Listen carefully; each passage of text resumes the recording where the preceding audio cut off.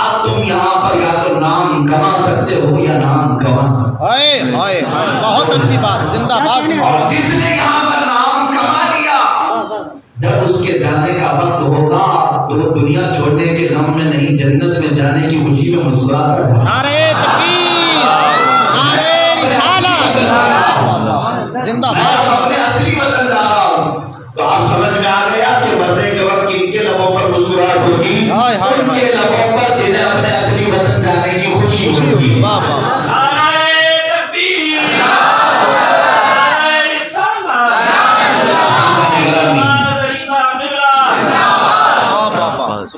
آپ توجہ۔ اور جو نام یہاں پر گنوا چکا، بدکار ہو چکا، جس کے ذمے میں ہزاروں گناہ آ گئے، اب موت قریب آئی تو گھبراہٹ شروع ہو جاتی ہے، بے چینی شروع ہو جاتی ہے کہ موت کا وقت قریب آ گیا، اب میں واپس جاؤں گا تو فرشتے میرے ساتھ کیا کرنے والے ہیں، قبر میں میرے ساتھ کیا ہوگا، حشر میں میرے ساتھ کیا ہوگا۔ یہ وہ لوگ سوچتے رہتے ہیں جنہوں نے دنیا میں اپنا نام گنوایا تھا، وقت برباد کیا تھا، گناہوں میں اپنے وقت کو صرف کیا تھا۔ موت کے وقت ان کی آنکھیں پھٹی رہتی ہیں، دل بے قابو ہوتا ہے، جسم ہلنے لگتا ہے، کیوں؟ ڈر ہے کہ کیا ہوگا پتہ نہیں۔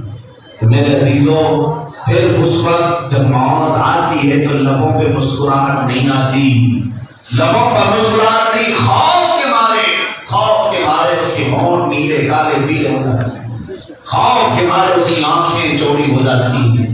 عزیزان گرامی، آپ کو میں بتاؤں، ایک روایت میں یہ بات ملتی ہے، اللہ تبارک و تعالیٰ جب ملک الموت اسرائیل علیہ السلام کو بھیجتا ہے تمہارے پاس، دو شکلوں میں وہ آتے ہیں۔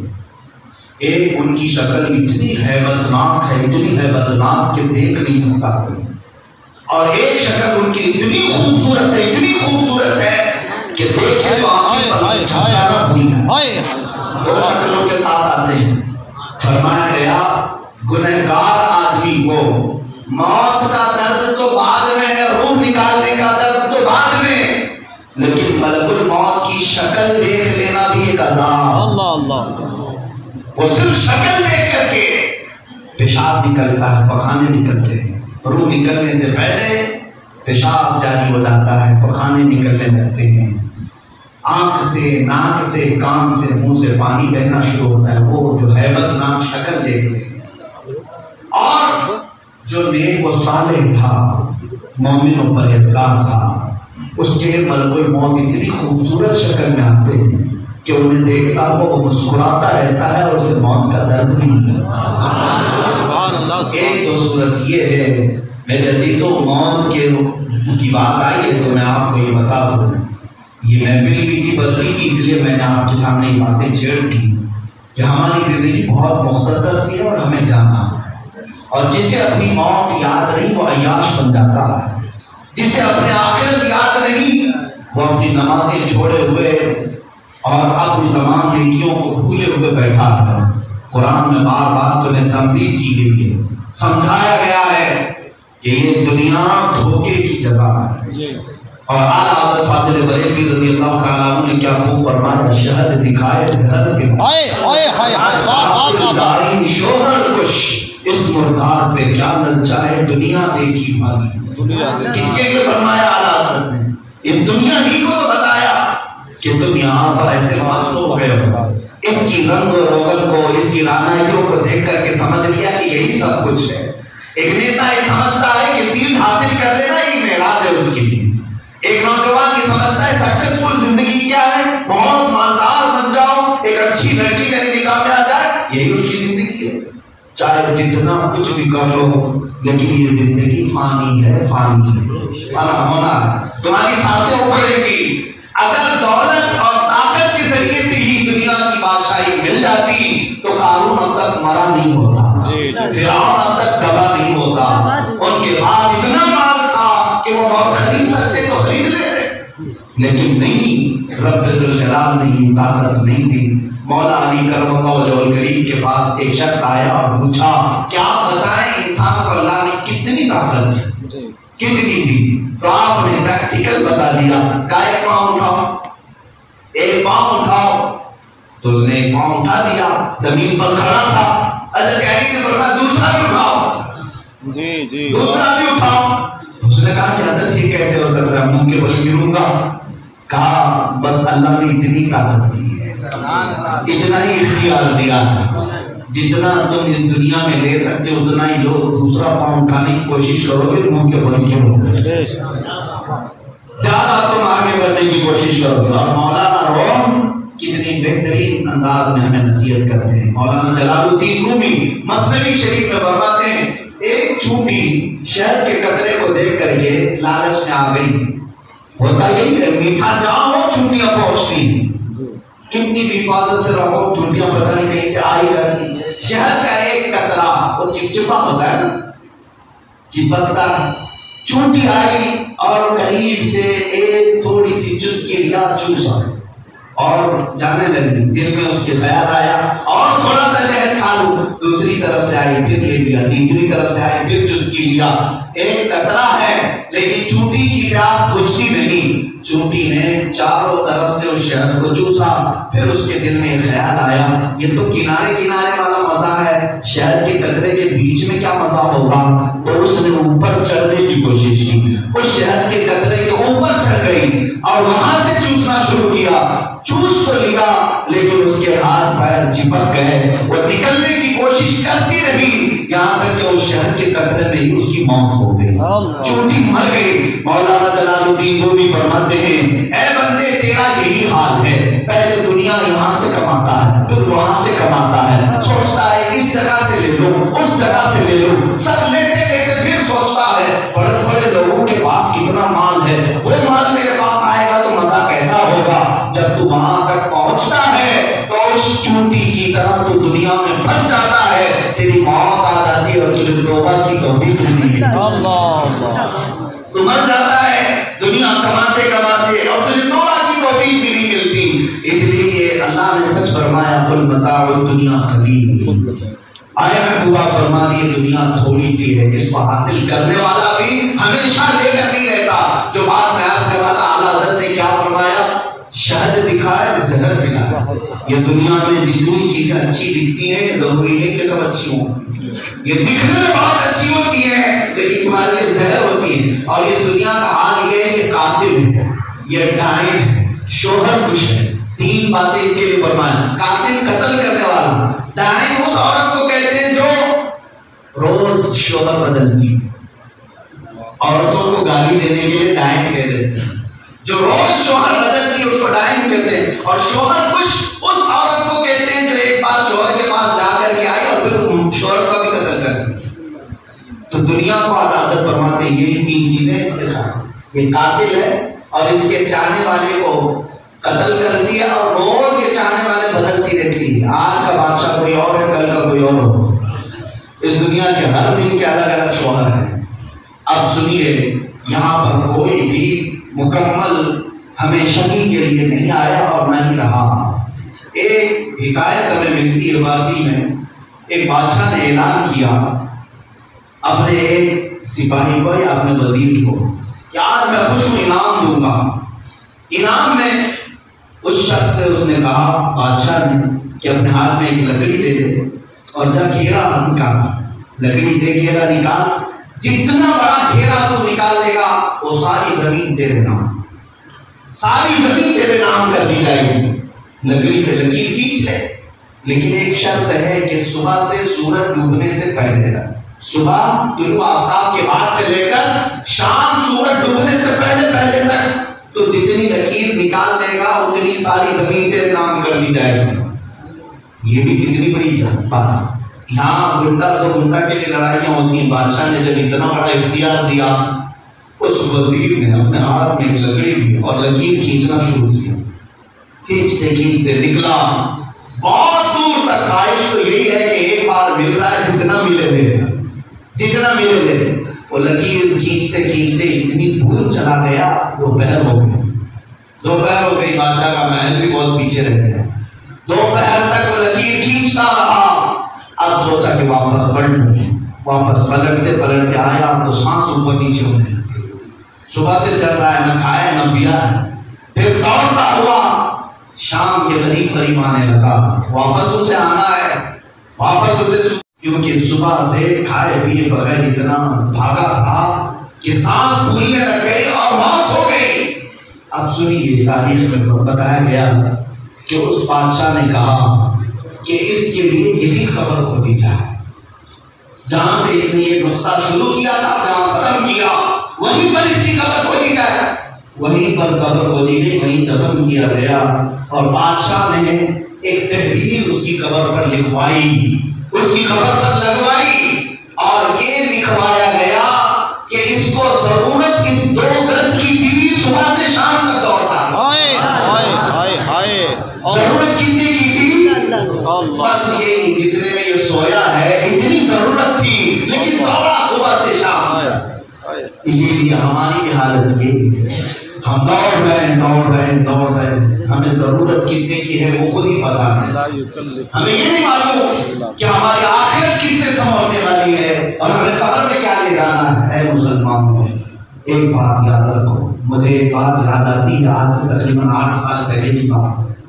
ممبئی کی سرزمین پر ایک حاجی صاحب بڑے پرہیزگار، نمازی، متقی تھے۔ ایک دن وہ روتے ہوئے انہوں نے جو واقعہ سنایا بہت عجیب سی بات ہے۔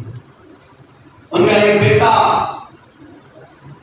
ان کے ایک دوست کا بیٹا، ان کا ایک دوست بہت بڑے پیسے والا، وہ بھی مسلمان تھے، اکلوتا بیٹا تھا، بیٹے کو بہت پڑھایا، کانوینٹ میں پڑھایا، 10ویں 12ویں سب ہونے کے بعد انگلینڈ بھی بھیجا، لندن کی کسی یونیورسٹی سے اس نے بہت اچھے ٹاپ مارکس حاصل کیے، لیکن 24 سال کا لڑکا اچھی ڈگریاں حاصل کیا، خدا کی قدرت کہ اس کو کینسر ہو گیا۔ 24 سال کی عمر کا تھا، کینسر ہو گیا، بون کینسر، ہڈیوں کا کینسر۔ وہاں بھی بہت علاج کرایا، واپس اپنے وطن لایا۔ یہاں سے 8 سال پہلے کی بات، یہ بار بار مجھے دل دہل جاتا ہے جب کہتا ہوں۔ اس نوجوان کو ڈاکٹروں نے لا علاج قرار دے دیا، باپ سے کہا کہ اس کو گھر لے جائیے، سارے کیمو بھی ہو گئے، سب کچھ ہو گیا، اب اس کے بچنے کے چانسز کم ہیں، اس کو گھر لے جائیں، جو کھانا چاہے کھلا دو، جو پینا چاہے پلا دو۔ یہ مشکل سے 10-15 دن کا مہمان، اس نوجوان لڑکے کو باپ اٹھا کر کے لایا، جس کا اکلوتا بیٹا اس کی آنکھوں کے سامنے سے جا رہا، کیا حالت ہوگی سنیے۔ اب اس باپ نے بیٹے کی خاطر میں ہر کچھ کر لیا، سب کچھ کر لیا۔ ایک دن وہ نوجوان لڑکا، شام کا وقت ہے، جس کا ایک پیغام میں آپ سب تک پہنچاتا ہوں، اپنے باپ سے کہا، باپ میری وہ سرٹیفکیٹ کہاں ہے؟ 10ویں کی مارک شیٹ کہاں ہے؟ باپ نے کہا ہے 12ویں کی کہاں ہے؟ فلاں یونیورسٹی کی، اور جو مجھے گولڈ میڈل ملے تھے اور جو شیلڈ ملی تھی وہ سب کہاں ہے؟ کہا بیٹا سب جمع کر کے رکھا، کہیں کوئی ضائع نہیں۔ اس لڑکے نے کہا میں دیکھنا چاہتا ہوں، مرنے کا وقت ہے، اور ڈاکٹروں نے لا علاج کہہ دیا۔ باپ نے کہا کہ بیٹا مانگ رہا ہے، دکھا دیتا ہوں۔ باپ اپنے الماری سے لا کر کے وہ ساری شیٹ اور ساری سرٹیفکیٹ دیا اس بچے کے پاس۔ وہ بیمار جو موت کے منہ میں ہے، وہ پلٹتا رہا، سب دیکھ کر کے باپ سے کہا، ابا جان مجھے بتاؤ اس میں کون سی سرٹیفکیٹ میں منکر نکیر کو بتاؤں تو مجھے چھوڑ دیا جائے؟ کون سی سرٹیفکیٹ؟ میں 12ویں کی بتاؤں، یونیورسٹی کی بتاؤں، لندن کی بتاؤں، کون سی بتاؤں؟ اس کو بتانے کے بعد منکر نکیر مجھے چھوڑ دو۔ باپ ٹھاٹے مار کر کے رونے لگ گیا، کہا بیٹا میں نے یہ تو سوچا بھی نہیں تھا، میں نے آج تک ایکسپیکٹ بھی نہیں کیا تھا۔ حالات ہمارے لیے ایسی ہیں، موت ہم سے بہت قریب ہے اور ہم نے اب تک کوئی تیاری نہیں کی۔ دوسروں کی موت کی برسیوں میں آتے ہیں، دوسروں کی موت کے 30-40 میں آتے ہیں، اور اپنا کچھ خیال بھی نہیں، اپنی کوئی فکر بھی نہیں۔ تمہیں پتا ہے آج نمازوں کے لیے مؤذن بار بار پکار کر کے تمہیں بلاتا ہے، تم آئیں کھائیں کر کے بھاگ جاتے ہو، بازار کا بہانا، گھر کا بہانا۔ ایک دن وہ بھی آئے گا جب تمہیں باندھ کر کے مصلی پر لایا جائے، باندھ کر کے امام کے سامنے لا کر کھڑا کر دیا جائے، وہ دن موت کا۔ تمہاری نماز نہیں پڑھتے، تم پر پڑھائی جائے گی۔ وہ وقت آئے گا جب تمہارے ناک میں روئی کھونس کر کے، تمہارے کانوں میں بھی روئی ڈال کر کے، تمہارے انگوٹھوں کو باندھ کر، تمہارے پیٹ کو باندھ کر ایسے لایا جائے گا اور سارے لوگوں کے سامنے رکھا جائے گا۔ تو کیا سمجھتے ہو بھاگو گے؟ کہاں تک بھاگو گے؟ ایک دن پلٹنا۔ قرآن میں بار بار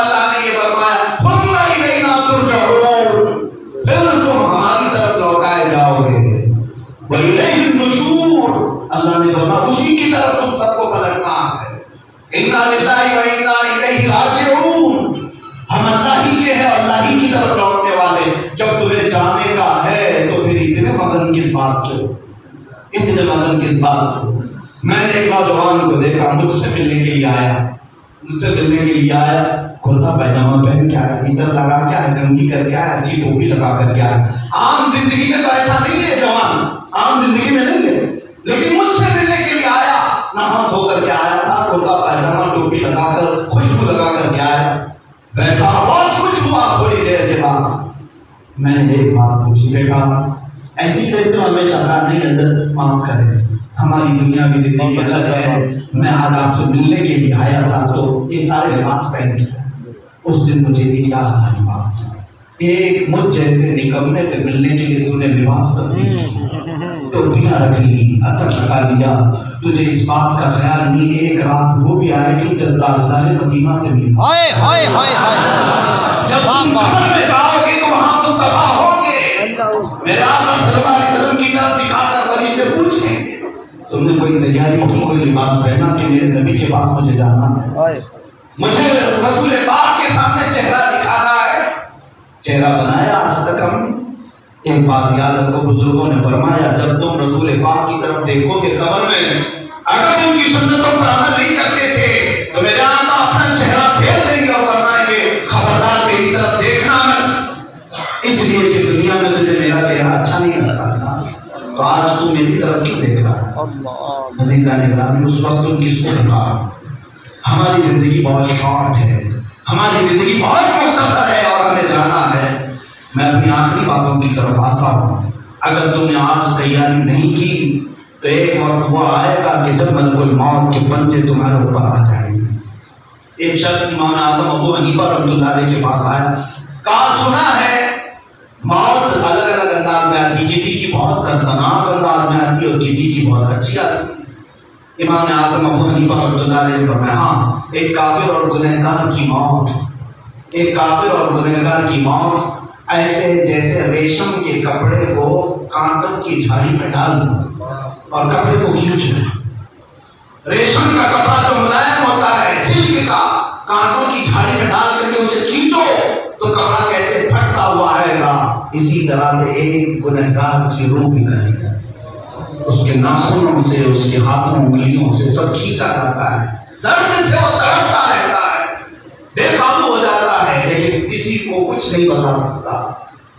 اور ایک نیک بندہ جو عاشق رسول ہے، اس کی موت ایسے آتی ہے جیسے میدے کے آٹے میں کوئی لمبا بال پھنسا ہو، میدے کے گوجھے ہوئے آٹے سے بال کو کھینچ کر کے کیسا نکالا جاتا ہے، نہ بال کو تکلیف نہ آٹے کو تکلیف۔ ایک مومن صالح کی روح ایسے نکالی جاتی ہے۔